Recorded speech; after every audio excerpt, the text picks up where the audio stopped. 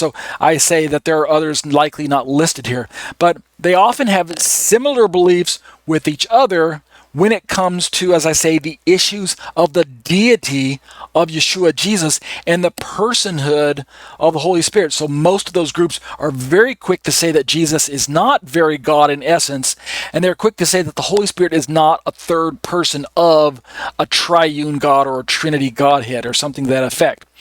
I continue. Germane to our study is that almost without exception, the majority of these non-Trinitarian groups relegate the Holy Spirit to the category of a power from God, an aspect of God's personal power, an active force that God uses to accomplish His will, or something like that, or they talk about it, the Holy Spirit being the essence of God, i.e.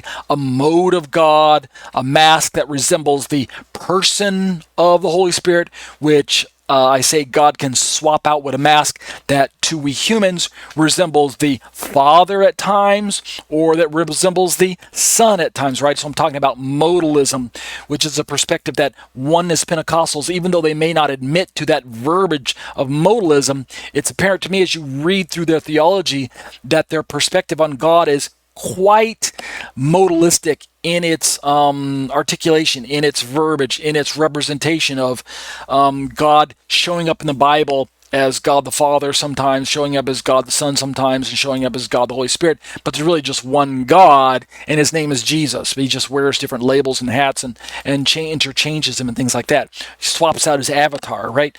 So what we're dealing with is a commonality when it comes to looking at other groups who deny Trinity, right? Some common factors.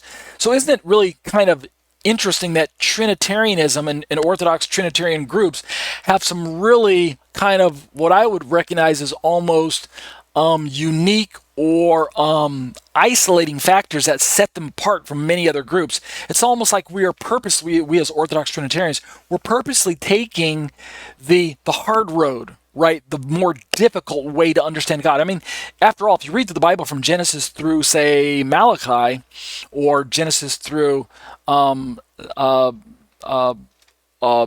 Chronicles, depending if you're reading a Jewish Bible versus a Christian, if you read the Old Testament, you don't really walk away with it with the concept that God is Trinity, right? To be sure, you're not even giving Messiah Yeshua name by specifically by name. You don't even know Messiah's name. You know He's coming. You know He's going to be the one sent from God. You know He's going to be this one who reveals God and brings us into right relationship with God, and there's some other roles that He plays, right?